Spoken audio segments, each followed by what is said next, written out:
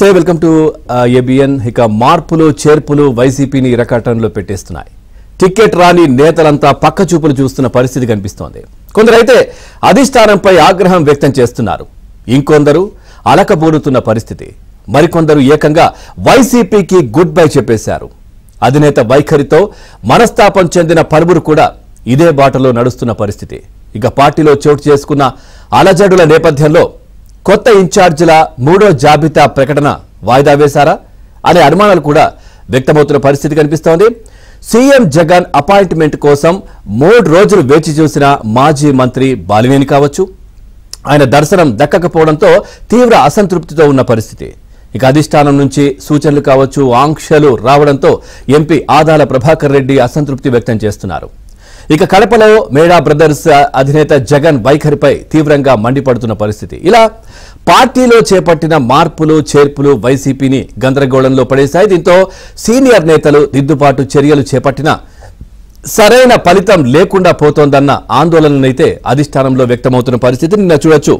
మరో బీసీ బలి అంటే ప్రతి చోట్ల కూడా సామాజిక సాధికార యాత్రలు చేస్తున్నటువంటి ఈ ప్రభుత్వం, అదేవిధంగా ఇది బడుగు బలహీన వర్గాల ప్రభుత్వం అని చెప్తా ఉంటారు.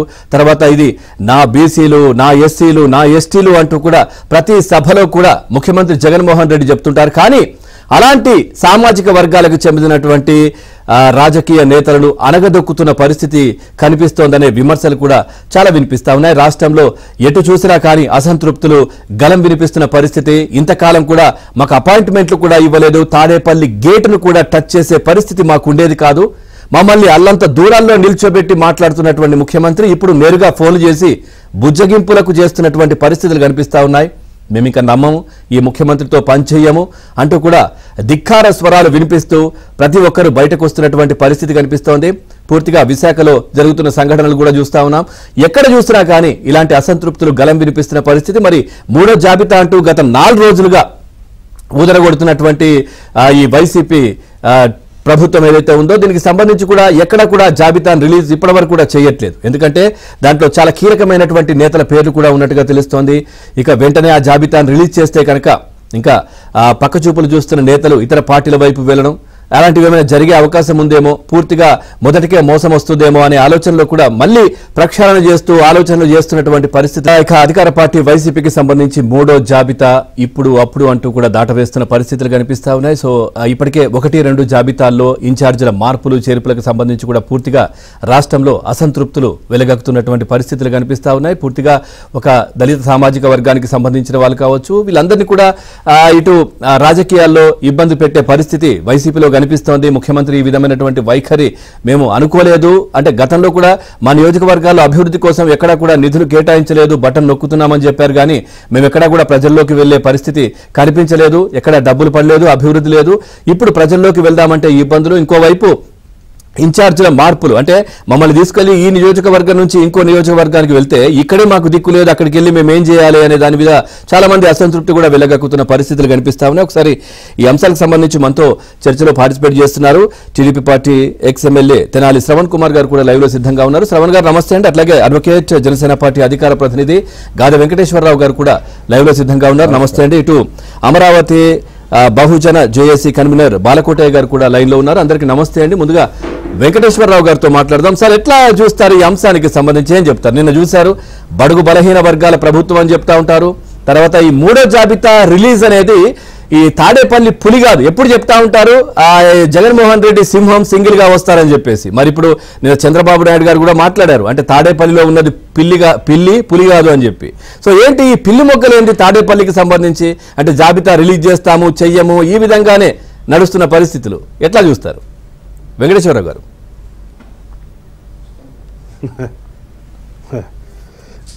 పవన్ గారు, ముందుగా మీకు అలానే ప్యానల్లో ఉన్నటువంటి పెద్దలు బాలకోట గారికి, శ్రవణ్ కుమార్ గారికి నమస్కారం. అలానే ఏబిఎన్ వ్యూవర్స్ అందరికి కూడా శుభోదయం. ఇప్పుడు పులులు పిల్లులు అనేది కాసేపు మనం పొద్దున్న పులులు పిల్లుల గురించి కంటే కూడా ఇప్పుడు వాళ్ళు చెప్పే మాటలు మేము లెగిస్తే ఇది కాదు లెగిస్తే ఇది కాదు అన్న సంధాన వాళ్ళు చెప్తూ ఉంటారు కాబట్టి వాళ్ళు ప్రతిపక్షంలో మాట్లాడ తప్పదు. మేము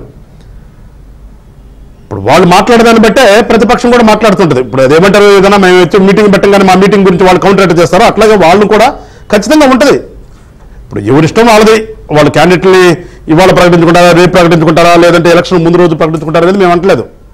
కానీ వాళ్ళు పదే పదే చెప్తారు కదా, అసలు మీ క్యాండిడేట్లు లేరు, మీకు ప్రకటించుకుంటా క్యాండిడేట్లు లేరు, మాకు విచ్చలవిడిగా అసలు మాకు ఒక్కొక్క సీటుకి 15 మంది 20 మంది పోటీ పడుతున్నారు అని చెప్పుకుని ఇవాళ ఒక ప్రాంతం వాళ్ళని తీసుకొని ఇంకో ప్రాంతంలో పెడుతున్నారు. అది ఇక్కడ ఆశ్చర్యం వేస్తుంది. మనకైతే ఆశ్చర్యం వేస్తుంది. మరి ఆయనకంటే వాళ్ళ భాషలో చెప్పాలంటే మరి ఆ పులిగారికి భయం వేసిందా అనేది ఇక్కడ అర్థమవుతుంది మనకి. ఎందుకంటే మరి నిన్నటిదాకా చెప్పిన ప్రగల్భాలు వేరు. నువ్వే మా నమ్మకం, జగన్ అన్న భవిష్యత్తు అని ఇంటింటికి స్టిక్కర్ ఎతికిచ్చారు, స్టిక్కర్లు వేసుకుని తిరిగారు. నాకు అక్కలమ్మల చెల్లెళ్ళు అందరు ఆశీస్సులు నాకే ఉన్నాయి, దేవుడు ఆశీస్సులు నాకే ఉన్నాయి, నన్ను ఎవడు ఏమి ఎంట్రుకు కూడా పీకలేరు అని మాట్లాడినటువంటి ఈ ముఖ్యమంత్రి గారు ఇవాళ మరి ఒక ప్రాంతం నుంచి తీసుకెళ్ళి ఇంకో ప్రాంతంలో పెట్టడం, అసలు వీళ్ళు పనికిరారు, వీళ్ళ పర్ఫార్మెన్స్ లేదు అని కొత్త వాళ్ళని తీసుకురావడం అంటే వాట్ ఇట్ ఇండికేట్స్? ఇదంతా ఏమి చూపిస్తుంది మనకి? ఈ పులిగారి యొక్క పనితనం చూపిస్తుందా, వాళ్ళ పనితనం చూపిస్తుందా? ఎప్పుడు చూసినా నేను నొక్కాను అంటా ఉన్నాడు. కానీ ఎమ్మెల్యే అని ఎక్కడన్నా ఎమ్మెల్యేలకు నిధులు ఇచ్చినటువంటి దాఖలాలు ఎక్కడన్నా చూపించండి. నేను మాట్లాడితే డైరెక్ట్గా డీబీటీ అవినీతి లేదు చెప్తాడు, అది చిత్తశుద్ధి ఉండాలి, రకరకాల విచిత్రమైన మాటలని రాస్తుంటాడు. వాడు ఎవడో రాసిస్తాడు, దాన్ని చదువుతుంటాడు తీసుకొచ్చి. అలాంటి వ్యక్తి ఇవాళ మరి అదంతా ఏమైపోయింది అని ఖచ్చితంగా ప్రతిపక్షాల నుంచి మేము అడుగుతాం. ప్రతిపక్షాలు అడుగుతారు, ఎవరైనా అడుగుతారు. అడగాల్సిన తరుణం ఇది. నిన్నటిదాకా మాట్లాడింది ఏంటి, ఇంకోటి కూడా నేను చెప్తున్నా, మీ ఇష్టం. మీరు ఎవడికి ఇచ్చుకుంటారో, ఎవడిని పెడతారో, ఎవడిని ఎక్కడ తీసుకొని కూర్చోబెడతారో అది మాకు అప్రస్తుతం అసలు. కానీ మీరు మాట్లాడేటువంటి మాటలేంటి, ఇవాళ జరుగుతున్నటువంటి చేష్టలేంటి? ఈ మాటలకి చేష్టలు కాబట్టి ఖచ్చితంగా మళ్ళీ వాళ్ళు తప్పదు, డిబేట్ పెట్టాల్సిందే, మాట్లాడాల్సిందే. మరి ఇవాళ ఎందుకని? ఇప్పుడు మా గుంటూరు జిల్లాలో తీసుకుంటే ఒకసారి నుంచి ఒకసాటికి అరే ఒక వీధిలో ఉన్న వీధి కుక్క ఇంకొక వీధికి వెళ్తేనే కుక్కలు వెంట పడతాయండి. మీరు గమనించారు లేదో, ఒక వీధిలో ఉన్న కుక్క ఇంకొక వీధికి వెళ్తే అక్కడ ఉన్నటువంటి కుక్కలు దీన్ని వెంటబడతాయి, రానివ్వదు నా వీధికి. అలాంటిది ఇవాళ వీళ్ళు పెద్ద ఎత్తున తీసుకెళ్ళి ఒక జిల్లా నుంచి మార్చి ఇంకో జిల్లాకి, ఒక నియోజకవర్గం తీసుకెళ్ళి ఇంకో నియోజకవర్గం పెడితే ప్రజలు ఎట్లా యాక్సెప్ట్ చేస్తారు అనుకుంటున్నారు వీళ్ళు? సింపుల్ కదా. మరి ఈయన దేవుడు ఆశీస్సులు మెండుగా ఉన్నప్పుడు, ప్రజలందరూ ఆశీస్సులు మెండుగా ఉన్నప్పుడు, ప్రతిపక్షాలు ఏమి పీకలే ఉన్నప్పుడు ఇవాళ మార్చాల్సిన ఆవశ్యకత ఎందుకు వచ్చింది ఇవాళ? అంటే చంద్రబాబు నాయుడు గారు అన్నట్టుగా పిల్లి అయిపోయాడు. ఆ పులిన పదం మానుకుని వాళ్ళు రేపటి నుంచి పిల్లిగా మాట్లాడుకోవాలి. రాష్ట్రంలో ఏం జరిగిందో మార్చకపోతే చూశారు కదా, మరి ఆ భయమేమో. మరి పక్క రాష్ట్రం కంటే 1000 రూపాయలు ఎక్కువ ఇస్తానని చెప్పి మాట ఇచ్చారు కదండి. ఆ మాట కోసమే కదా ఇవాళ అంగన్వాడీలంతా రోడ్డు మీద ఉంది. మరి ఆ మాట ఎడిపోయింది. ఆ మాట అంటే నీ స్వార్థానికి నీకు ఏది ఉపయోగమో దాన్నే చూసుకుంటారా మీరు ఇక్కడ? అంటే పక్క రాష్ట్రంలో ఇలా మార్పులు చేశారు కాబట్టి గెలుస్తాను, ఇక్కడ కూడా మార్పులు చేస్తారంటే అది పిచ్చితనం అండి. అది పిచ్చితనం. తెలంగాణలో ప్రజలు డిసైడ్ అయిపోయినారు. అదేవిధంగా ఇక్కడ కూడా ఆంధ్ర రాష్ట్ర ప్రజలు డిసైడ్ అయిపోయినారు. ఇవాళ నువ్వు ఎవరిని తీసుకొచ్చి పెట్టినా కానీ ఆయన ఒకవేళ చెప్తున్నా, అదే ముఖ్యమంత్రి గారు పులివెందుల నుంచి వచ్చి మా గుంటూరు జిల్లాలో ఆయన ఇష్టం వచ్చిన సీట్లు ఎక్కడ నుంచోమనండి. ఆయన ఇష్టం వచ్చిన సీట్లో గుంటూరు జిల్లాలో ఆయన ఇష్టం వచ్చిన సీట్లు ఉంచామండి. మరి పెద్ద నాయకుడు కదా, మహానాయకుడు కదా, అసలు దేశం మొత్తం ఈయన వైపు చూస్తుందని చెప్తున్నాడు కదా, అన్ని పథకాలు పెట్టారు, దేశం మొత్తం నా వైపు చూస్తుందని చెప్తున్నాడు కదా. గుంటూరు జిల్లాలో అదే మాట తాళకలాగా దమ్ము ధైర్యం ఉంటే కనుక ఆయన కూడా ట్రాన్స్ఫర్ అవ్వమనండి. ఇప్పుడు లోకల్ అంటున్నాడు కదా, అసలు వీళ్ళిద్దరికి చంద్రబాబు నాయుడు గారికి పవన్ కళ్యాణ్ గారికి అడ్రస్ లేదు, డోర్ నెంబర్ లేదు, వీళ్ళిద్దరు ఉండేది హైదరాబాద్, లేస్తే ఇక్కడికి వస్తారు మళ్ళీ అక్కడ పోతారని చెప్తారు కదా. ఈయన లోకల్ కదా, గుంటూరు జిల్లా లోకల్ కదా, ఎలా గుంటూరు జిల్లాలో ఉంటున్నాడు కదా, ఆయన ఇష్టం వచ్చిన సీట్లో నుంచోమని చెప్పండి. గుంటూరు జిల్లాలో 17 నియోజకవర్గాల్లో 3 నియోజకవర్గాలు రిజర్వ్ తీసేస్తే ఈ మిగిలినటువంటి ఈ 14 నియోజకవర్గాల్లో ఆయన ప్రాతినిధ్యం ఉన్నటువంటి, ఆయన లోకల్గా ఉన్నటువంటి మంగళగిరి కానీ లేదు, అలా రెడ్డి సామాజిక వర్గం పల్నాడు కానీ ఇష్టం వచ్చినటువంటి 14 నియోజకవర్గాల్లో ఏ నియోజకవర్గంలో నుంచుని గెలవమనండి. నేను చెప్తున్నాను, అప్పుడు మాట్లాడదాం. ఈ రాజకీయ పార్టీలు ఉండాలన్నా మేము వెళ్ళిపోతాం అనేది అదే కనుక ఛాలెంజ్కి వస్తే కనుక ఏం ఛాలెంజ్ అనేది కూడా పందెం ఉంటుంది కదా, ఆ పందెం ఏంటో చెప్తాను. వాళ్ళ ధైర్యం ఉంటే రమ్మని చెప్పండి. అన్ని వదిలేసేసి వాళ్ళ ఏమి చేయాలో పాలుపోక, ఏం చేయాలో తెలియక ఒక నిస్సహాయ స్థితిలోకి ఈ జగన్మోహన్ రెడ్డి గారు అనే వ్యక్తి నెట్టివేయబడ్డాడు. నిస్సహాయ స్థితిలో ఉన్నాడు. వాళ్ళ నిస్సహాయ స్థితిలో లేకపోతే బాలినేని శ్రీనివాసరెడ్డి గారు 3 రోజుల నుంచి విజయవాడ హోటల్లో కూర్చోవటం ఏంటండి? బాలినేని శ్రీనివాసరెడ్డి గారు 3 రోజుల నుంచి విజయవాడ హోటల్ ఎందుకు కూర్చోవాలి? నిన్న ఎందుకు వెళ్ళిపోవాలి? నిన్న వాళ్ళ పరిస్థితి ఏ రకంగా ఉంది అర్థమవుతుంది కదా. సంవత్సరంగా అపాయింట్మెంట్ కోసం తిరుగుతున్నారు, అసంతృప్తిగా ఉన్నారు ఆయన. గత సంవత్సరంగా ఈ లుకలుకలు జరుగుతూనే ఉన్నాయి, కానీ 3 రోజులుగా మాత్రం మనకు బయటకు కనిపిస్తా ఉంది. ఒకసారి శ్రవణ్ గారితో మాట్లాడదాం. శ్రవణ్ గారు నమస్తే అండి. నమస్కారం పవన్ గారు. శ్రవణ్ గారు ఎట్లా చూస్తారు నిన్న జరిగినటువంటి సంఘటన గారికి? అదే వెంకటేశ్వరరావు గారు నమస్తే అండి. నిన్న జరిగిన సంఘటన చూస్తే ఒకవైపు అగ్రవర్ణాలకు సంబంధించిన నేతలు లోపలికి తీసుకున్నారు, తర్వాత ఏదైతే పద్మశాలి ఎంపీ సంజీవ్ కుమార్ ని బయటకు పంపించారు. ఎట్లా చూస్తారు దీన్ని? ఎక్కడ సామాజిక సాధికారం ఎక్కడుంది?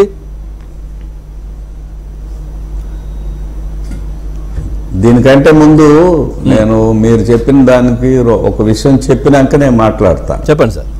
గతంలో ఏం చెప్పారంటే మీరే చెప్పారు, ఆయన అనుచరులు కూడా ఏం చెబుతారు, పులి పులి పులి పులి అంటున్నారు కదా, తాడేపల్లి పులి లేకపోతే పులివెందుల పులి అంటున్నారు.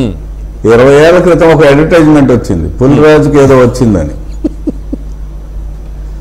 ఒకటి ఫాలో అవ్వండి, పులిరాజుకి ఏదో వచ్చిందని ఒక అడ్వర్టైజ్మెంట్ రాష్ట్ర వ్యాప్తంగా సంచలనం సృష్టించింది. ఈ పులిరాజుకి ఏమైంది? భయం వచ్చిందా? నిజమైన పులిరాజేనా అనేది మనం ఒకసారి ఆలోచిస్తే ఏమండి భయం వచ్చిందా? ఇప్పుడు అంటున్నా వినపడుతుందండి సార్. వినపడుతుంది. ఇప్పుడు భయం వచ్చిందా అని అడుగుతున్నాను. అది ఏమొచ్చింది అనేది. పులి అయితే భయపడదు, అది పులి కాదు, ఒరిజినల్ పులి. మేక తోడేలు ముసుగులో ఉన్న పులి, తోడేలుకి పులి ముసుగేసుకున్న పులి, అభిమానుల చేత, ఆయన అనుయాయుల చేత, వాళ్ళ చుట్టాల చేత పులి వేసుకున్న తోడేలు. ఇది స్పష్టమైపోయింది ఈ రాష్ట్రానికి. అంతకుముందు ఏంటంటే ఏదో రకరకాలు చెప్తుంటే వినేవాళ్ళు. ఇప్పుడు సొంత పార్టీ నేతలే స్పష్టంగా చెబుతున్నారు, ఇందులో నేతి బీరకాయలో నెయ్యి ఎంత ఉంటుందో, జగన్మోహన్ రెడ్డి పార్టీలో, జగన్మోహన్ రెడ్డి పరిపాలనలో సామాజిక న్యాయం అంత ఉంటుంది. ఇప్పుడు సంజీవ్ కుమార్ గారి గురించి చెప్పారు. ఆయన ఏం చెప్పాడు? వైసీపీలో పదవులు ఉంటాయి కానీ అధికారం ఎవరు, ఒక్కసారైనా మాకు అపాయింట్మెంట్ ఇచ్చారా అని అడుగుతున్నాడు. అంటే ప్రజాస్వామ్యమా లేకపోతే నియంతృత్వమా? ఈ నియంతృత్వంలో కూడా కొద్దిగా ఒక్కోసారి అప్పుడప్పుడు మాట్లాడతారేమో. గేటు దగ్గర దాకా కొంతమందికి, అతనితో మాట్లాడటానికి కొంతమందికి, అదేవిధంగా అసలు ఫోన్లో కూడా మాట్లాడిన వాళ్ళు కొంతమంది. ఈయన కాదు, ఈయన మొట్టమొదటివాడే కాదు, నేను గత 4 సంవత్సరాలుగా అపాయింట్మెంట్ కోసం ట్రై చేస్తున్నాను అన్న వాళ్ళు ఉన్నారు. రఘురామకృష్ణరాజు గారి దగ్గర నుంచి మొదలైన ఈ ఎపిసోడ్ జగన్మోహన్ రెడ్డి ఈ రాష్ట్రం వదిలి వెళ్ళిపోవటమా లేదా జైలుకి వెళ్ళటమా దాంతో ముగుస్తుందని నేను భావిస్తా ఉన్నాను. ఖచ్చితంగా చెప్తున్నాను, ప్రజాస్వామ్యంలో బాలినేని శ్రీనివాసరెడ్డి ఒక పక్కన ఆయన బంధువు కూడా, ఆయన నానా బాధలు పడుతున్నాడు. ఎంతో మంది ఎమ్మెల్యేలు, ఎంపీలు ఈ రోజున ప్రశ్నిస్తూ ఉన్నారు. అసలు ఎస్సీలు అయితే మాట్లాడే పరిస్థితి లేదు. నాకు తెలిసి ఒక్క ఎస్సీ సీట్లో కూడా మనం ఈరోజు డిబేట్లో మాట్లాడుతున్నాం, షెడ్యూల్ కులాలకు చెందిన 29 సీట్లలో ఒక్కరు కూడా తిరిగి ఇస్తాడని నమ్మకం లేదు. అంటే ఎస్సీల పట్ల అతని యొక్క ఆలోచన ధోరణి మీరు అర్థం చేసుకోండి. అసలు అక్కడి దాకా ఎందుకు, వాళ్ళ నాన్నకే స్థానం లేదు. ఆయన పార్టీ జెండాలో, ఆయన పార్టీ ఎజెండాలో వాళ్ళ నాన్నగారి ఫోటో ఉండేది. వాళ్ళ నాన్నగారి ఫోటో ఈరోజు ఎక్కడ ఉందో చెప్పమనండి, ఎక్కడ ఉంది? ఆయన ఛానల్లో ఉంది. అవకాశవాదానికి పరాకాష్ట జగన్మోహన్ రెడ్డి. ఆయన టీవీలో కూడా ఉండదు కొద్ది రోజులు పోతే. ఆయన జెండాలోనే ఒక రాజకీయ పక్షం పెట్టుకొని, 2 బొమ్మలు పెట్టుకొని, పథకాలను చుట్టూ చేసుకొని చేసిన జగన్మోహన్ రెడ్డి గారి తండ్రి గారు ఎక్కడున్నాడు, తల్లి గారు ఎక్కడున్నారు, చెల్లెలు వదిలిన బాణం ఏమైపోయింది, ఆ బాణం తిరిగి ఎటు వెళ్తుంది? ఇవన్నీ చాలా జాగ్రత్తగా గమనించాల్సిన అంశం. రాజకీయ నాయకులే కాదండి, ఈ రాష్ట్రంలోని ప్రజలందరూ కూడా చాలా జాగ్రత్తగా ఆలోచించాలి. అమ్మ, చెల్లి, తండ్రి వాళ్ళకున్న స్థానాలేంటి, అదేవిధంగా బాబాయ్ గారికి ఇచ్చిన స్థానం ఏంటి, వాళ్ళ చెల్లెలకి ఇచ్చిన స్థానం ఏంటి, బాబాయ్ కూతురికి ఇచ్చిన స్థానం ఏంటి, ఇవన్నిటిని మనం ఒకసారి గమనిస్తే ఎన్నికల ముందు వివేకానంద రెడ్డి గారి మర్డర్ అనేది ఒక రాజకీయ అస్త్రంగా వాడుకున్నాడు. వాడుకుని సిబిఐ ఎంక్వైరీ చేయాలన్నాడు. ముఖ్యమంత్రి అయిన తర్వాత ఇది సిబిఐ ఎంక్వైరీ అవసరం లేదని భావిస్తే తొందరగా కొలిక్కి వస్తుంది అనుకున్నారు. అసలు నేరస్తులు తన్నే కాపాడుతున్నాడు, తనకు కూడా ఈ అంశంలో ప్రమేయం కానీ లేదా నాలెడ్జ్ ఉంది అనే విషయాన్ని కూడా ప్రజలు స్టడీ చేయాలి. సొంత పార్టీ ఎంపీ రఘురామకృష్ణరాజు గారు అభ్యర్థించవచ్చండి. రాజకీయాల్లో చాలా విభేదాలు వస్తుంటాయి, చాలా మంది చాలా రకాలుగా మాట్లాడుకుంటారు. అంత మాత్రం చేత పోలీసులను ఉపయోగించి కొట్టినప్పుడు అతను పడే బాధను నాకు వీడియోలో చూపించండి అన్న అంశాన్ని మనం ఒకసారి గమనించాలి. అదేవిధంగా పూతలపట్టు ఎమ్మెల్యే బాబు గారు ఒక స్టేట్మెంట్ ఇచ్చాడు. ఏమన్నాడు? ఇది దళితులకు జరుగుతున్న అన్యాయము, ఒక రెడ్ల విషయాల్లో ఎందుకు జరగట్లేదు అని అంటున్నాడు. మరొక అంశం చెబుతున్నాను. ఆయన రాజకీయ పక్షంలో పరిపాలనలో విధాన నిర్ణయాల్లో లేదా వార్తలు చేరవేయటంలో ప్రముఖులు ఎవరు అంటే సుబ్బారెడ్డి గారు, సజ్జల రామకృష్ణారెడ్డి గారు, వేమిరెడ్డి ప్రభాకర్ రెడ్డి గారు, లేదా అయోధ్య రామరెడ్డి గారు, వీళ్ళేనా? మిథున్ రెడ్డి గారు, లేదా వాళ్ళ తండ్రి గారు పెద్దిరెడ్డి రామచంద్రారెడ్డి గారు. అంటే వీళ్ళు తప్ప వేరెవరు లేరా రాష్ట్రంలో? పార్థసారథి లాంటి సీనియర్ నాయకుడికి ఇచ్చిన గౌరవం ఏంటి? ఎప్పటి నుంచో కొమ్ము కాస్తున్న జంగా కృష్ణమూర్తి లాంటి బీసీ నాయకుడికి ఇస్తున్న గౌరవం ఏంటి? ఎస్సీలు అయితే మంత్రులకు, ఇక ఎస్టీలు అయితే మాట్లాడే పరిస్థితి లేదు. షెడ్యూల్ కులాలకు చెందిన వారైతే నోరెత్తితే ఏమవుతుందని భయాందోళనలో ఉన్నారు. ఎవరు ఏంటండి రాజకీయం? ఇది రాజకీయంలో ఎస్సీలు, ఎస్టీలు, బీసీలు, మైనార్టీలు భాగస్వాములు కాదా? భాగస్వాములు కాదండి. ఇది రాజకీయ పక్షం కదా, రాజ్యాంగబద్ధంగా హక్కులు ఇచ్చారు కదా వీళ్ళందరికీ.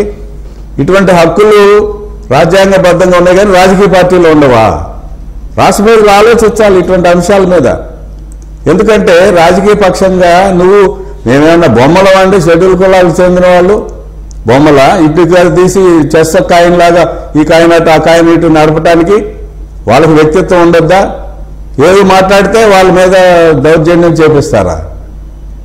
పెద్దిరెడ్డి రామచంద్రారెడ్డి గారు ఏం మాట్లాడతాడండి బాబు విషయంలో? జడ్పీటీసీగా గెలవడు, అటువంటి వాడిని ఎమ్మెల్యే చేస్తే మాట్లాడతాడా అంటాడు. అంటే జడ్పీటీసీగా గెలవను ఎమ్మెల్యే గెలిపించావా నువ్వు? అంటే నీ సెలక్షన్ ఏ స్థాయిలో ఉంది? ఇంకా ప్రజలపైన అవగాహన ఉంటుంది వాళ్ళకి. రైట్, ఒక్కసారి బాలకోటయ్య గారితో మాట్లాడదాం. సార్ బాలకోటయ్య గారు నమస్తే అండి. పరిపాలన. నమస్తే పవన్ గారు. రైట్ సార్, ఏం చెప్తారు? బాలకోటయ్య గారు చూస్తా ఉన్నారు, సామాజిక సాధికార యాత్రలంటూ చేస్తా ఉన్నారు. బడుగు బలహీన వర్గాలంతా నా అన్నదమ్ములు, నా అక్క చెల్లెలంటూ కూడా ముఖ్యమంత్రి జగన్మోహన్ రెడ్డి ప్రతిరోజు ఎక్కడ సభ జరిగినా అదే విషయం చెప్తా ఉంటారు. ఇప్పుడు జరుగుతున్న పరిస్థితి ఏంటి? ఈ రాజకీయాల్లో వాళ్ళకు స్థానం లేదా? చాలా మందిని కూడా పక్కన పెట్టేస్తున్న పరిస్థితులు కనిపిస్తా ఉన్నాయి. ఎట్లా చూస్తారు ఇదంతా? పవన్ గారు ధన్యవాదాలు. మీకు, తెలుగుదేశం పార్టీ మాజీ ఎమ్మెల్యే శ్రావణ్ కుమార్ గారికి, జనసేన నాయకులు గాది వెంకటేశ్వర గారికి జైభీములు. మీరు ఇప్పటిదాకా పులి సింహాల గురించి మాట్లాడారు. నమస్తే అన్న. ఆంధ్రప్రదేశ్ లో జగన్మోహన్ రెడ్డి గారు పులి సింహం అని మాట్లాడారు. ఒకసారి అవకాశం ఉంటే జూమ్ చేయండి దీన్ని. ఇదిగోండి సింహం. ఫ్యాన్ రెక్కలకి ఏరాలబడి తిరుగుతుందండి. గిరగిరా గిరగిరా గిరగిరా తిరుగుతుంది తోకూపుకుంటూ. ఇది దీని యొక్క పులి. పవన్ గారు, సార్ ఆంధ్రప్రదేశ్లో జగన్మోహన్ రెడ్డి గారు సామాజిక సాధికార యాత్రలు నిర్వహించారు. అవి సామాజిక సాధికార యాత్రలు కాదు, సామాజిక సంహార యాత్రలు. సామాజిక న్యాయ యాత్ర నిర్వహించారు. అది సామాజిక న్యాయ యాత్ర కాదు, సామాజిక అన్యాయ యాత్ర. ఈ రోజున మీరు గమనించండి, ఒక ఎంపీ, కర్నూలు ఎంపీ సార్, రాయలసీమలోని కర్నూలు ఎంపీ సంపత్ కుమార్ గారు ఈ 4.5 ఏళ్లలో ముఖ్యమంత్రి గారిని 2 సార్లు కలిశానని చెప్పాడు. 2 సార్లు. బీసీలుగా మా బతుకుడు ఇంతే. ఒక ఎంపీ అంటున్న మాట మనం అంటున్నా, వైసీపీ ఎంపీ అంటున్న మాట బీసీలుగా మా బతుకు ఇంతే. పదవులు తప్ప పవర్ లేదు. పవర్ అంతా కూడా ముఖ్యమంత్రి గారి సామాజిక వర్గానికే. 2, మొన్న పూతలపట్టు ఎమ్మెల్యే, మా దళిత ఎమ్మెల్యే ఎంఎస్ బాబు గారు అన్నమాట, దళితుల బతుకులు ఇంతే, మమ్మల్ని వాడుకొని వదిలేస్తారు. ఇది మనమంటల్లా. వైసీపీ పార్టీలో జగన్మోహన్ రెడ్డి గారికి జీ హుజూర్ అంటూ భజన చేసిన వాళ్ళు అంటున్న మాటలు ఇవి. దీనిని ఎలా అర్థం చేసుకోవాలి? ఇదేనా సామాజిక న్యాయం అంటే? ఇదేనా సామాజిక సాధికారత అంటే? ముఖ్యమంత్రిగా చెప్పేది పదే పదే పదే నా ఎస్సీ, నా ఎస్టీ, నా బీసీ, నా మైనార్టీ అని మీరు అంటున్నారు. ఆయన కూడా అంటున్నాడు. నాకేమనబడుతుందంటే ముఖ్యమంత్రి గారి మాటల్లో no SC, no ST, no BC, no minor. ఇది ఆయన పరిస్థితి. రాష్ట్రం చాలా పక్వానికి వచ్చింది. ఈ వైసీపీ ప్రభుత్వాన్ని గద్దెదించాల్సిన బాధ్యతలోకి వచ్చింది. రేపు వైసీపీ ప్రభుత్వం కనుక లేకపోతే రాష్ట్రానికి అమరావతే కాదు, అసలు రాజధాని లేకుండానే పాలన సాగుతుంది. మరో మాట అధికారంలోకి వస్తే అంటే ఇల్లు లేకుండానే వీధుల్లో నుంచి పరిపాలన చేసుకోవాలి. ఇక వీధుల్లో ఉండే ఈ రోజున ఆంధ్రప్రదేశ్ రాజధాని ఎక్కడంటే వీధుల్లో ఉంది, ఏ ఊర్లో కూడా లేదు. అంటే అంత దుర్మార్గమైన పరిపాలన జరుగుతుంది. రేపు మళ్ళీ జరగరాని తప్పు జరిగితే ఏడవటానికి కన్నీళ్లు కూడా మిగలవు. కాకపోతే ఇప్పుడు మేము చెప్పేది ఏంటంటే ప్రజాస్వామ్యంలో చట్టబద్ధ ప్రక్రియ చాలా ప్రాధాన్యం. ప్రతిపక్ష పార్టీలు రాష్ట్రాన్ని కాపాడుకోవటం కోసం చాలా గురుతరమైన బాధ్యతగా పనిచేయాలి. ఈ రోజున జగన్మోహన్ రెడ్డి గారు సీట్లు చూస్తున్నాడు, సరే. ప్రతిపక్ష పార్టీలు కూడా దాదాపు ఇప్పుడు వస్తున్న వార్తల్లో 35%, దాదాపు 90%, 80% మీద పాత కాపులకే సీట్లు ఇస్తామనే మాటలు మాట్లాడుతున్నారు. మరి ఆ పాత కాపులకి ఇస్తే పని అవుతుందా? రేపు చట్టసభల్లో ఉద్యమాల నుంచి వచ్చిన మాలాంటి వాళ్ళ ఉండాల్సిన అవసరం కూడా ఉంది. నేను నిజంగా చెప్తా, 1994లో కాంశీరామ్ గారు ఓట్లు మీవి సీట్లు, ఓట్లు మావి సీట్లు మీవి అని చెప్పిన ఒక నినాదంతో రాజీవ్ గాంధీ గారి మీద పోటీ చేశారు. రాజీవ్ గాంధీ గారి పోటీ చేస్తేనే లోకం చూసింది, భారతదేశం చూసింది. రేపొద్దున ఇదే సామాజిక సంహారానికి నిరసనగా రేపు పులివెందుల్లో మేమే పోటీ చేస్తాం. పులివెందుల్లో పోటీ చేస్తాం. ఈ రాష్ట్రానికి చెప్పాల్సిన అవసరం ఉంది. సార్ పవన్ గారు ఒక్క మాట చెప్తున్నాను సార్, ఈ రోజున అంగన్వాడీ టీచర్లు కూడా జాకెట్లు లాగుతున్నారు, చీరలు లాగుతున్నారు. అమరావతి మహిళలను పొత్తి కడుపులో చెయ్యేసి అరెస్ట్ చేశారు. చెత్త మీద పన్నేసిన ముఖ్యమంత్రి గారికి చెత్త కార్మికుల యొక్క బాధలు పట్టవు, పారిశుద్ధ్య కార్మికులు పట్టవు. బెజవాడ కంపు కొడుతుంది సార్, బెజవాడ కంపు కొట్టి నిన్న కూడా భవానీపురము నగర్ లో ప్రజలు పారిశుద్ధ్య కార్మికులను పిలిచారు, మాట్లాడారు వాళ్ళతో. అంటే వాళ్ళు కూడా తాత్కాలికంగా విరమించారు. మరి అంగన్వాడీ వర్కర్స్ ఎందుకు పిలవట్లేదు అంటే ప్రస్తుతం చర్చ ఇది మనది కాకపోయినప్పటికీ మీరు అంశాన్ని తీసుకొచ్చారు కాబట్టి అడుగుతున్నా. అంటే పారిశుద్ధ్య కార్మికులు అంటే ఇప్పుడు వాళ్ళ ఇళ్ల ముందు చెత్త పేరుకుపోయింది ప్రజాప్రతినిధుల దగ్గర కాబట్టి పిలిచి మాట్లాడారా? మరి వాళ్ళ అవసరం లేదా అంగన్వాడీలు? ఇప్పుడు పవన్ గారు అంగన్వాడీలతో పెట్టుకుంటే వాళ్ళ అంగడే బంద్ అవుతుందండి. మీకు అంగన్వాడీల యొక్క పరిస్థితి మీకు తెలుసు. ఎందుకంటే చాలా దుర్మార్గంగా అసలు పైపెచ్చు వాళ్ళు అధికార ప్రతినిధులు చెప్తారంటే అంగన్వాడీ వేతనాలు 1000 రూపాయల నుంచి 11,500 రూపాయలకు జగన్మోహన్ రెడ్డి గారు పెంచారంట. ఎంత దుర్మార్గం అంటే, నీకు తెలంగాణ ప్రభుత్వంతో పోలిస్తే 1000 రూపాయలు అదనంగా ఇస్తానని చెప్పిన ముఖ్యమంత్రి గారు కనీసం వాళ్ళకు బాధ్యత పడి ఇప్పుడు సజ్జలుగా చెప్తున్నారు, రేపు మేము అధికారంలోకి వస్తే మీకు వేతనాలు ఇస్తామనని. ఎవరిచ్చారు ఆయన గ్యారెంటీ అధికారంలోకి వస్తామని? రేపు అధికారంలో రాకపోతే ఏమి ఇస్తాడు? ఆయన నెలల్లో డబ్బులు ఇస్తాడా? ఎక్కడి నుంచి తెచ్చిస్తాడు? ఈ రోజున 1,10,000 కోట్ల రూపాయలు మద్యం వ్యాపారం చేశారు. ఏడాదికి 2,000 కోట్ల రూపాయలు ఇసుక వ్యాపారం చేస్తున్నారు.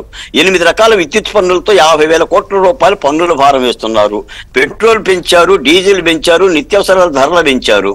మీకు అంగన్వాడీ వేతనాలను కనీసం పెంచడానికి మీకు పైపెచ్చు ఏమండి? భారతదేశంలో అంగన్వాడీ టీచర్ల మీద ఎస్మా చట్టం ప్రయోగించిన ప్రభుత్వం ఏదన్నా ఉందా సార్? వాళ్ళు ప్రభుత్వ ఉద్యోగులు కాదు సార్, వాళ్ళు ప్రభుత్వ ఉద్యోగులు కూడా కాదు. ఇంకో మాట కూడా చెప్తున్నా, వైసీపీ పార్టీ పుట్టి 14 ఏళ్ళు అయ్యింది, అంగన్వాడీ సంఘాలు పుట్టి 50 ఏళ్ళు అయ్యింది. అవును, ఆయన అంటాడు ఈ సంఘాల వెనక రాజకీయ పార్టీలు ఉన్నాయి అని అంటాడు. మరి ఈ సంఘాల వెనక రాజకీయ పార్టీలు ఉండకుండా, రాజకీయ నాయకులు ఉండకుండా ఎవరుంటారు? ఇప్పుడు రాజశేఖర రెడ్డి గారు విద్యుత్ బిల్లుల మీద నిరసనగా పోరాటం చేశారు. ఆ రోజు రాజకీయ పార్టీలు ఇవ్వా? జగన్మోహన్ రెడ్డి గారు ప్రత్యేక హోదా కోసం పోరాటం చేశారు, అది రాజకీయ పార్టీ కాదా?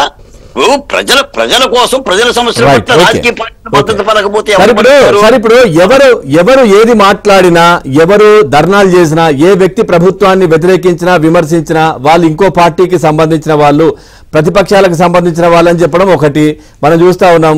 ఇప్పుడు అంగన్వాడీలకు సంబంధించి కూడా అదే విధమైనటువంటి కామెంట్స్. ఒకవేళ జగన్మోహన్ రెడ్డి గారి ఇంట్లో సమస్యలు అంటే వాళ్ళ ఇంట్లో చెల్లి కావచ్చు, తల్లి కావచ్చు, వీళ్ళకి సంబంధించిన సమస్యలున్నా అది ప్రధాన ప్రతిపక్షంలో ఉన్న చంద్రబాబు నాయుడు గారే మా కుటుంబంలో చిచ్చు పెడుతున్నారు అంటే ఏది జరిగినా ప్రతిపక్షాల పైన నెట్టే ప్రయత్నం గతం నుంచి కూడా ఈ పార్టీ అధికారంలోకి రాకముందు నుంచి. గారు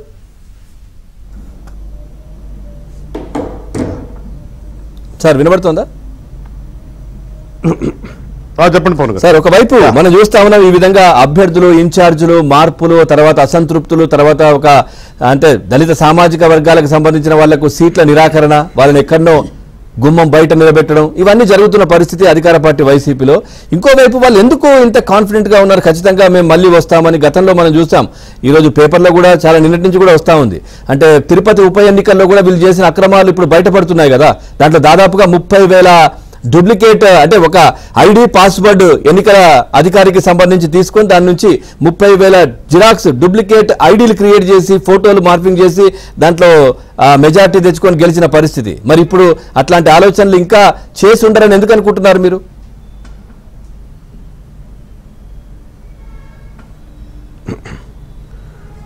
ఇప్పుడు అతనికి నమ్మకం ఉంటే ఇట్లా ఈ సీట్లు ట్రాన్స్ఫర్లు మార్పులు ఉండవు కదా పవన్ గారు. ఇంకోటి ఏంటంటే ఆ రోజున అధికారం ఇంకా చాలా టైం ఉంది. ఎలక్షన్ కమిషన్ కూడా పూర్తిగా సహకరించింది. Election commission, state election commission పూర్తిగా జగన్మోహన్ రెడ్డి గారికి సహకరించింది. చిత్తూరు మన ఏది చెప్తాను తిరుపతి బై ఎలక్షన్ లో దాన్ని ఎవరైనా సరే కాదనేది ఏం లేదు. దాన్ని ఆ అధికారి కూడా ఒప్పుకుని తీరాల్సిందే. పూర్తిగా అసలు అక్కడ ఎలక్షన్ జరిగిందా? ఎలక్షన్ ఏం లే. ఎవడు కావాలంటే వాడు వచ్చి ఓటేసాడు. అక్కడ ఆ రోజున ఓటు ఉన్నవాళ్ళు ఏటం కాదు. చూసాం కదా ఎక్కడెక్కడ నుంచి వచ్చినందరూ కూడా క్లియర్ గా కనిపించారు. సభ్య సమాజం చూసింది. ఎవడు పడితే వాడు ఓటేసాడు లోపలికి వెళ్ళదు. ఎలక్షన్ ఎందుకంటాం దాన్ని ఎలక్షన్ అనుకోవాల్సిన పనిలే. చాలా టైం ఉంది కాబట్టి ఆ రోజున అధికారులందరూ కూడా జగన్మోహన్ రెడ్డి గారు కనుసరణని పనిచేశారు, గెలిచారు, అయిపోయింది. కానీ ఇవాళ మీరు అన్నట్టుగా ఇవాళ ధైర్యం లేదు. ఇవాళ ధైర్యం సన్నగిలింది.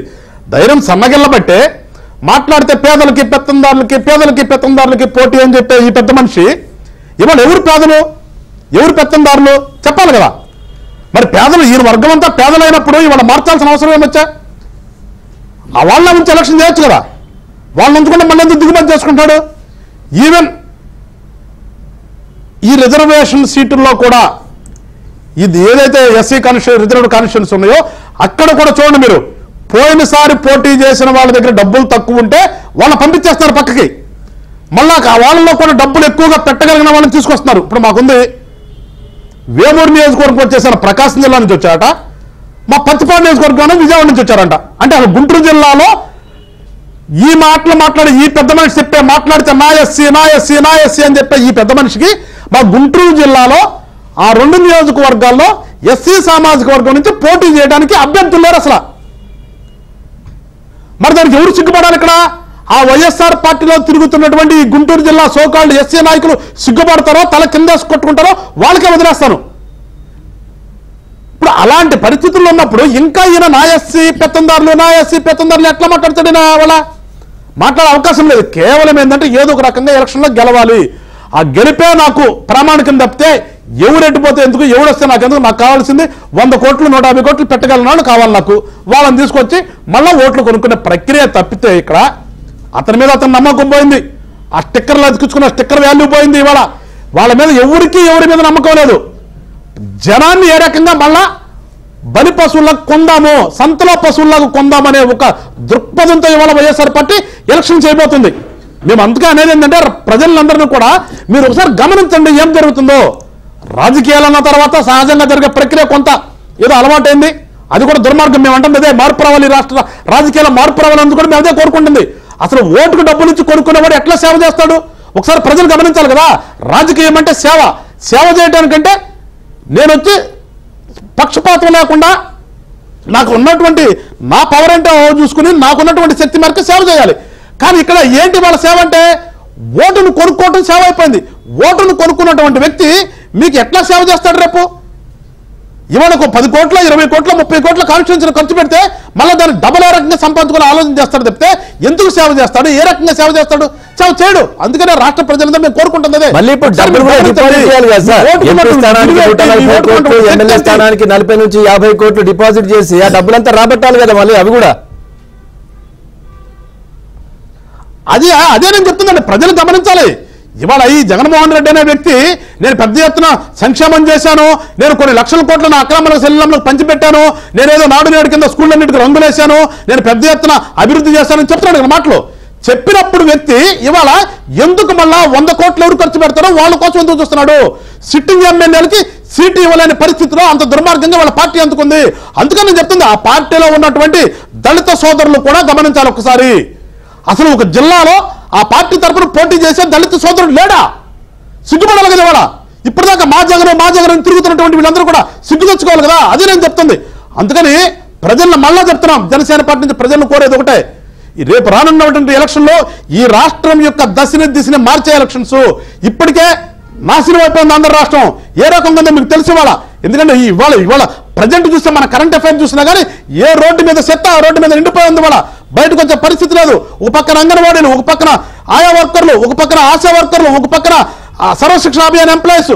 ఈ రకంగా రోడ్డు మీద మనం వెళ్తే కలెక్టరేట్ ముందు వరుసన టెంట్లు. అసలు ప్రభుత్వంలో ఎక్కడా కూడా ఏ శాఖ కూడా పనిచేయట్లా. ఆయన ఏమైనా తాడేపల్లిలో కూర్చొని ఎవరికి సీట్లు ఇవ్వాలి, ఎవరిని మార్చాలి, ఏ రకంగా తెచ్చుకోవాలి అనే ఆలోచన ఆయన ఉన్నాడు. ఇక ఆయన కింద పనిచేయాల్సినటువంటి ఈ సోకాల్ ఐఏఎస్ ఆఫీసర్ అందరూ కూడా పూర్తిగా మానేశారు. ఓ పక్కన చూస్తుంటే కృష్ణానది నుంచి ఇసుక తవ్వుకుపోతున్నాడు, ఓ పక్కన కొండలు కొట్టుకుపోతున్నాడు, ఓ పక్కన భూమిలో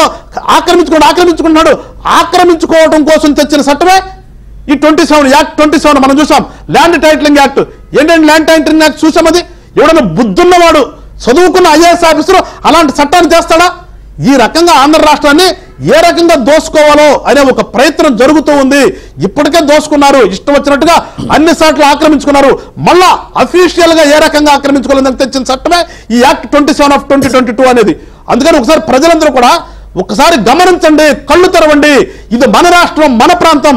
మన ప్రాంతాన్ని ఏ రకంగా మనం బాగు చేసుకుందాం, మన రాష్ట్రాన్ని మనం ఏ రకంగా అభివృద్ధి చేసుకుందాం, మన పిల్లలకి భవిష్యత్తుకి ఏ రకంగా భరోసిద్దాం అని ఒక్కసారి మీరు అందరూ కూడా కళ్ళు తెరిచి చూసి రేపు రానున్నటువంటి రోజుల్లో ఎలక్షన్ లో ఓటు వేయాలని చెప్పేసి జనసేన పార్టీని మేము కోరుతున్నాం.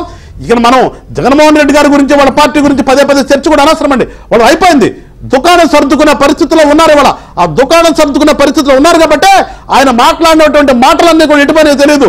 ఆ పులి ఎట్టుపోయిందో తెలియదు, దమ్ము ఎట్టుపోయిందో తెలియదు, ధైర్యం ఎట్టుపోయిందో తెలియదు, దేవుడు ఆశీస్సులు ఎట్టుపోయినా తెలియదు, అక్కలమ్మల సెల్లెమ్మల ఆశీస్సులు ఎట్టుపోయినా తెలియదు, నా ఎస్సీలు, నా బీసీలు, నా మెరిట్ల ఆశీస్సులు ఎట్టుపోయినా తెలియదు, పెత్తందారులు పేదలు ఎవరో తెలియదు. దీనికి ఎవరు పేదో ఎవరు పెత్తందారో డిస్క్రిమినేషన్ తెలియనటువంటి వ్యక్తి ఆయన మాటలు ఇంకా ప్రజలు పట్టించుకున్న పరిస్థితులు లేరు. ఇవాళ లేకపోకనే ఇవాళంతా కూడా చూస్తాను. రాత్రి కూడా స్క్రోలింగ్ చూశాను. ఎవరు ఆధార్ ప్రభాకర్ రెడ్డి గారిని పిలిచి ఈ విజయసాయి రెడ్డి గారు మాగుంట శ్రీనివాసులు రెడ్డి అనే వ్యక్తి మీ ఇంటికి ఎందుకు వచ్చాడని నిలదీస్తున్నాడు. ఇది ప్రజాస్వామ్యం అండి. ఇది ప్రజాస్వామ్య. మాగుంట శ్రీనివాసులు రెడ్డి గారి ఫ్యామిలీ గత 50 సంవత్సరాల నుంచి ఎలక్షన్స్ ఉన్నటువంటి ప్రకాశం జిల్లాలో ఒక పెద్ద ఫ్యామిలీ. సరే ఏదైనా కానీ తీసి పక్కన పెడదాం, రాజకీయం తీసి. ఒక వ్యక్తి ఇంటికి వస్తే అది తప్పంట. అది రాజకీయ పార్టీ. ఆ రాజకీయ పార్టీకి మనం ఒత్తాసు పలకాలి, ఆ రాజకీయ పార్టీ నాయకుడు మనం ఒత్తాసు పలకాలి. ఎందుకంటే దుర్మార్గం ఉంది రాష్ట్రంలో. ఇంకా అసలు అంటే ఒక ఇంటికి ఒకళ్ళు వెళ్ళకూడదనే ఒక నిర్బంధం పెట్టి ఈయన మాట్లాడితే పేదలకు పెత్తందారులకి పోటీ అంటాడు. అంటే రాజకీయాలంటే ఇవాళ ఏదైనా ఉంటే పాలసీ పరంగా విమర్శించుకుంటాం, రేపు పొద్దున అన్నా అని అనుకుంటాం. కానీ వీళ్ళు చూడండి, అసలు ఒక ఇంటికి కూడా వెళ్ళకూడదు అంటే ఏం చేయదలుచుకున్నారు రాష్ట్రాన్ని వీళ్ళు? రానున్న రోజుల్లో రాష్ట్రాన్ని ఏం చేయదలుచుకున్నారు వీళ్ళు? ఇలాంటి వాళ్ళు రాజకీయ నాయకులు ఎట్లా అవుతారు? నేను ఎందుకు చెప్తున్నాను, వీళ్ళందరూ కూడా వ్యాపారస్తులు. ఒక టర్మ్ వ్యాపారం చేసుకోవడానికి ప్రజలు అవకాశం రాష్ట్ర ప్రజలు కోరుతున్నాం మేము. అందరినీ విభజించాలి, అన్ని కులాలకు సంబంధించిన వాళ్ళని విభజించాలి, అన్ని రాజకీయ పార్టీలను విభజించాలి, ఎవరు కలవద్దు, ఎవరు కలిసి ముందుకెళ్లొద్దు, ఉద్యోగుల్లో కూడా చీలిక చేస్తున్నారు ఈయన. ఒకసారి శ్రవణ్ గారు ఏం చెప్తారంటే, మీ పార్టీకి సంబంధించి టీడీపీ తొలి జాబితా కూడా సంక్రాంతికి రిలీజ్ చేస్తున్నట్టుగా తెలుస్తుంది. దాంట్లో పెద్దగా సంచలనాలు అయితే ఏమీ లేవు. డైరెక్ట్ గా అంటే సీనియర్స్ ఉన్న వాళ్ళకే మళ్ళీ ఇస్తున్నటువంటి పరిస్థితి. సో ఇప్పుడున్నటువంటి అధికార పార్టీ కామెంట్స్ చేస్తా ఉంది, మీ దగ్గర నుంచి ఇంకా జాబితా రాలేదు, మా గురించి ఎందుకు కామెంట్ చేస్తున్నారు, మేము ఆల్రెడీ 2 జాబితాలు రిలీజ్ చేశాం కదా అని.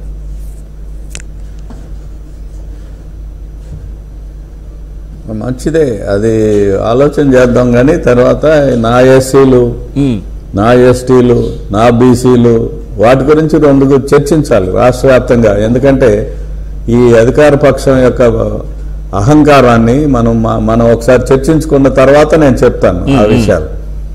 నా ఎస్సీలు, నా ఎస్టీలు, నా బీసీలు.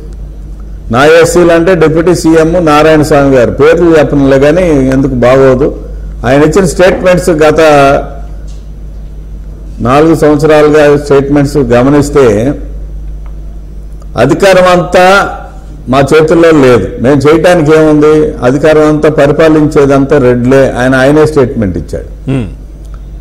తిరుపతిలో ఒక సమావేశం జరిగితే ఆ సమావేశంలో పెద్దిరెడ్డి రామచంద్రారెడ్డి గారు కూర్చుంటాడు, మామూలు మంత్రి, ముఖ్యమంత్రి గారు కూర్చుంటాడు, ఇతర రాష్ట్ర ముఖ్యమంత్రి కూర్చుని ఉంటాడు. కానీ ఈ డిప్యూటీ సీఎం గారు పబ్లిక్ గా నిలబడే ఉంటాడు. కానీ కూర్చోమన్న సంస్కృతి సాంప్రదాయం ముఖ్యమంత్రి గారు పాటించాల, పెద్దిరెడ్డి రామచంద్రారెడ్డి పాటించాల.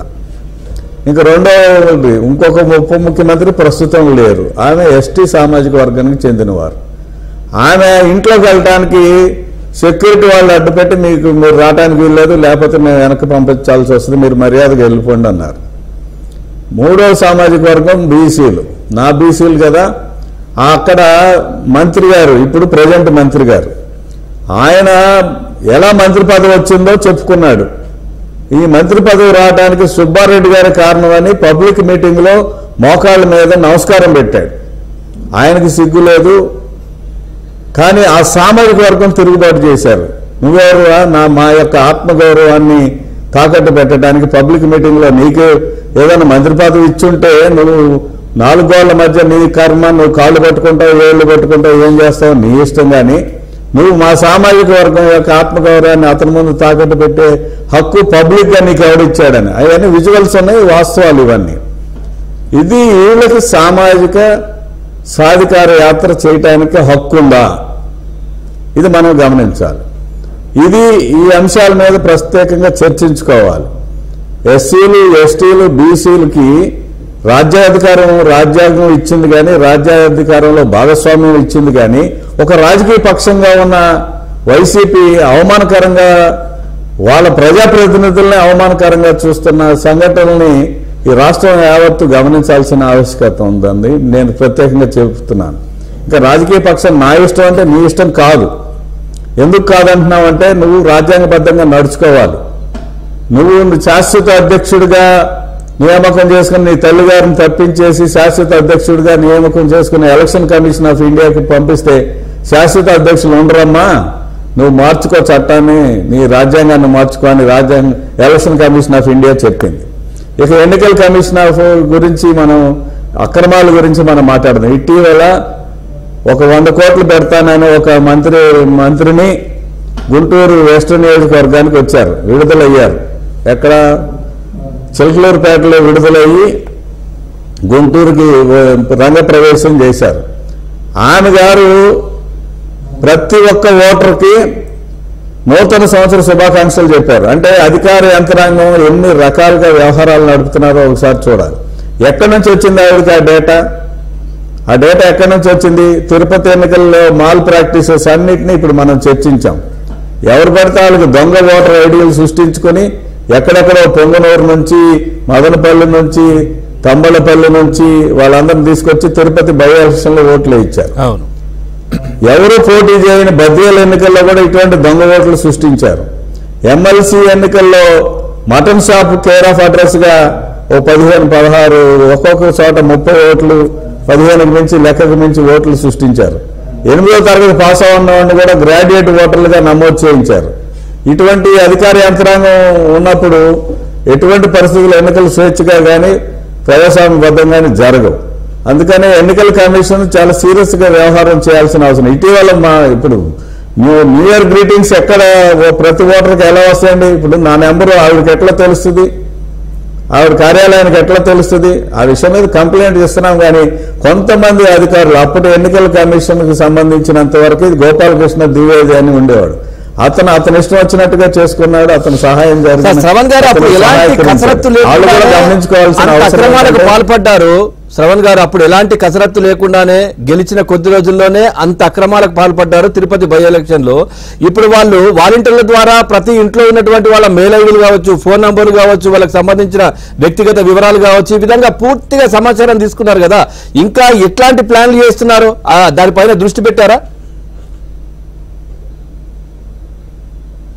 అదే అధికార యంత్రాంగాన్ని నేను హెచ్చరిస్తున్నది ఏంటంటే, సుబ్రహ్మణ్యం అన్నా, సవాంగ్ అన్నా, ద్వివేది అన్న వాళ్ళందరి పరిస్థితి ఏమైంది అనేది గమనించుకోవాలి అధికార. ఐఏఎస్లు ఒక్కసారి మేము ఐఏఎస్ పాస్ అయ్యాం, ఆల్ ఇండియా సర్వీస్ పాస్ అయ్యాం, మాకు మా మెరిట్ మీద మాకు ఉద్యోగం వచ్చింది, మేము ఇట్లాంటి పనికిమాలిన వ్యక్తులకి కొమ్ముగాయన అవసరం లేదు అనే అంశాన్ని గమనించుకోవాలని వాళ్ళకు విజ్ఞప్తి చేస్తున్నాను. వాలంటీర్లు కానీ ఈ వ్యవస్థని రద్దు చేయడానికి, రద్దు అంటే నా ఉద్దేశం ఎన్నికల విధుల్లో భాగస్వామ్యం చేయకుండా ఉండాలనే విషయంలో మనం కంప్లైంట్స్ ఇవ్వాల్సిన ఆవశ్యకత ఉంది. అంతేకాకుండా ఎన్నికల అక్రమాలకి పాల్పడాల్సిన అవసరం ఏంటి? నువ్వు బ్రహ్మాండంగా పనిచేసావు కదా, చాలా బ్రహ్మాండంగా పనిచేసినప్పుడు ఈ ఎన్నికల అక్రమాలు చేయాల్సిన అవసరం వచ్చింది. ప్రజలందరూ నీ వెంట ఉన్నారు కదా, నీ ఎమ్మెల్యేలు మార్చడం ఏంటి? అటు నుంచి ఇటు మార్చడం అంటే ఏదో ప్రజా వ్యతిరేకత బాగా ఉన్నవాళ్ళు, అందుబాటులో లేని ప్రజాప్రతినిధులు ఎవరైనా ఒకళ్ళో ఇద్దరో నలుగురో ఐదుగురో ఉంటారు మొత్తం మీద. కానీ మోకమ్మడి బదిలీలు ఏంటి? అందులో సామాజిక వర్గాలకు విలువ లేకపోవడం ఏంటి? అసలు ఎంత వాపోతున్నారంటే సంజీవ్ కుమార్ అనే ఒక ఎంపీ గారు చాలా దుర్మార్గంగా వ్యవహరించారు మాతో అన్నారు. ఒక ఎమ్మెల్యే గారు ఏమంటారు, మాకేమన్నా నిధులు ఇచ్చారా, మమ్మల్ని పని చేయనిచ్చారా? పని చేసిందంతా మీరే కదా. తర్వాత సంజయ్ కుమార్ కూడా అభివృద్ధి చేయాలని ముఖ్యమంత్రి గారిని అడిగితే ఎమ్మెల్యేలు చూసుకుంటారు, మీకేం పని అన్నారంటే ఎమ్మెల్యేలు అడిగితే ఏమంటారు, నీకేం పని నాదంటున్నాడు. వాలంటీర్లు చూసుకుంటారంటారు. గారు అడిగితేమో ఎమ్మెల్యేలు మీరు చూసుకుంటారంటాడు. అప్పుడు మీకేం పని, వాలంటీర్ చూసుకుంటారు లేకపోతే నేను చూసుకుంటానంటే. అంటే ఒక్కటేంటంటే ఇతను ఒక నియంతలాగా పరిపాలన సాగిస్తున్నాడు. అవసరం అనుకుంటే సొంత పార్టీ ఎమ్మెల్యేలు ఎంపీలనే కొట్టిస్తాడనే భయంతో ఇప్పుడు దాకా ఉన్నారు. ఎందుకంటే కొట్టిన సందర్భాలు ఉన్నాయి. కొంతమంది ఎమ్మెల్యేల మీద చేయి చేసుకున్నాడని ఆరోపణలు వచ్చినాయి. డైరెక్ట్ గా రఘురామకృష్ణరాజు గారిని కొట్టినట్టుగా ఆయనే ఒప్పుకున్నాడు. ఈ భయాందోళనకు గురైన వాళ్ళు ఒక్కసారిగా కట్టలు తెంచుకున్నట్టుగా ఎమ్మెల్యేలు, ఆత్మగౌరవం కలిగిన వాళ్ళందరూ కూడా ఈ రోజున బయటకు వచ్చి మాట్లాడుతున్నారు. మమ్మల్ని బలిపశువులు చేయటం ఏంటని. ఇంకా ఈ రోజు కూడా కొంతమంది ఎవరైతే ఆయన్ని సపోర్ట్ చేస్తున్నారంటే ఏమాత్రం ఆత్మగౌరవం లేని వ్యక్తులు, ఎమ్మెల్యే పదవి తప్ప నాకు వేరే అవసరం లేదు, నాకు ప్రజాసేవ ముఖ్యం కాదు అనుకున్న వ్యక్తులు, లేదంటే బ్రోకరేజ్గా నడిపించిన వాళ్ళు, ఆయన సామాజిక వర్గం వల్ల ఆయన చుట్టాలు మాత్రమే ఇంకా రాజకీయంలో కొనసాగుతున్నారు, ఆయన పార్టీలో కొనసాగుతున్నారు. అంబటి రాయుడు ఇష్యూ చూద్దాం. ఆయన గారు క్రికెటర్, ఆయన ఏదో పోటీ చేయాలని ఉత్సాహంగా వచ్చాడు. 120 కోట్ల రూపాయలు ఇస్తే నీకు సీట్ ఇస్తానన్నాడు. అంటే ఏ పరిస్థితి? డబ్బు ముడుపులకి ఎన్నికలు ముడిపెట్టి మాట్లాడటం ఒక అంశంగా భావిస్తే ఆ డబ్బులు ఇచ్చిన వాడే నీకు ఎమ్మెల్యేగా సీట్ ఇస్తాను, ఎంపీగా సీట్ ఇస్తానని చెప్తా ఉన్న పరిస్థితి. మా నియోజకవర్గం చూద్దాం. 2009 నుంచి ఎమ్మెల్యేగా గెలిచి నా నియోజకవర్గం తాడికొండ రాజధాని గురించి కూడా మాట్లాడాలి కదా. ఒక్క నిమిషం. సుచరిత గారు బ్రహ్మాండంగా పనిచేశారని హోంమంత్రిగా షెడ్యూల్ కులాలకు చెందిన వాళ్ళకి మహిళకి ఇచ్చారని చెప్పి చాలా సంతోషించారు, బ్రహ్మాండంగా బాగా ప్రచారం చేసుకున్నారు. ఆవిడ ఒక్కడదాన్ని ఎందుకు తీశారు? ఇప్పుడు ఆ మంత్రివర్గ విస్తరణ జరిగిన సందర్భంగా సుచరిత గారు షెడ్యూల్ కులాలకు చెందిన వాళ్ళు సుచరిత గారిని తప్ప అందరినీ కొనసాగించాడు. అటువంటి హోంమంత్రిగా పనికిరాని వ్యక్తి, నీ చాయిస్గా నీకే పనికిరాని వ్యక్తిని రాజధాని నియోజకవర్గానికి తీసుకొచ్చేయటం ఏంటి? ఆమె నిజంగా బ్రహ్మాండంగా పనిచేస్తుంటే పత్తిపాడు నియోజకవర్గంలో ఎందుకు పోటీ చేయట్లేదు? అంటే రాజధాని నియోజకవర్గంలో డబ్బుతో రాజకీయం చేయాలా? వాళ్ళకి ఆర్థికంగా బలపడిన వాళ్ళు కాబట్టి ఆ డబ్బుతో ఈ రాజధాని నియోజకవర్గాన్ని గెలవాలని చూసే ప్రక్రియలో భాగం తప్ప ఆమె సేవ చేస్తారని కాదు. పనికోటి గారు, పవన్ గారు సార్ మాట్లాడండి.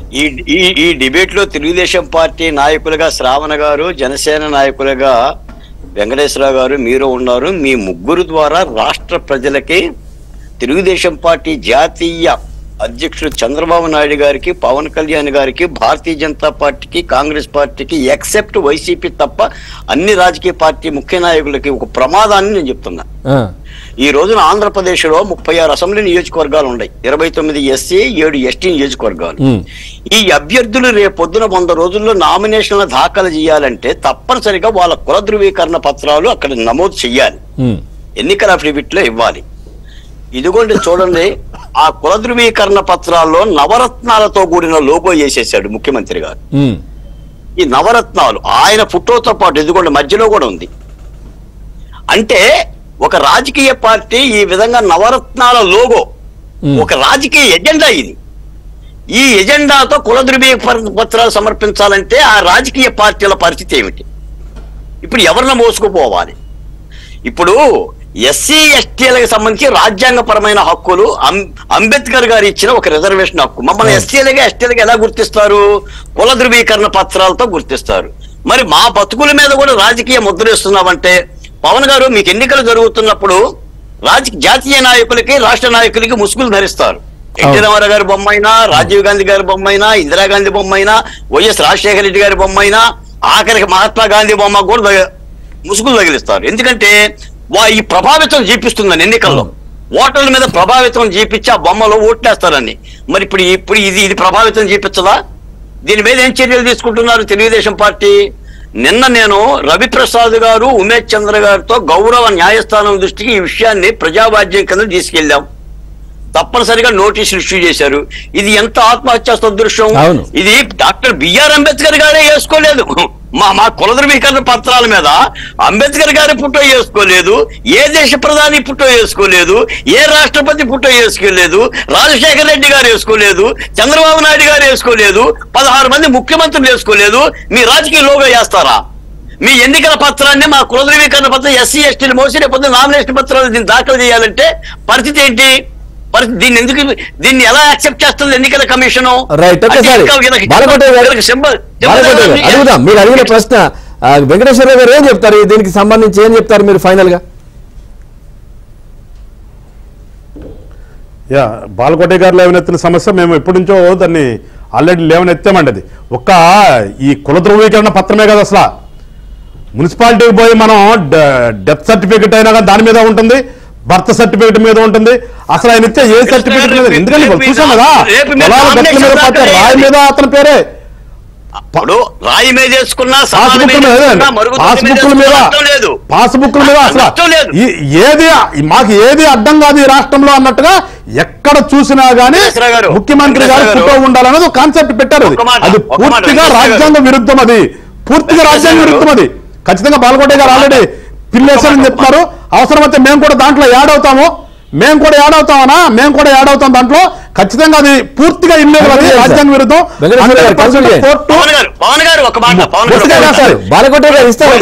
కోర్టు మొట్టికేస్తుంది అని క్లోజ్ చేపిద్దాం.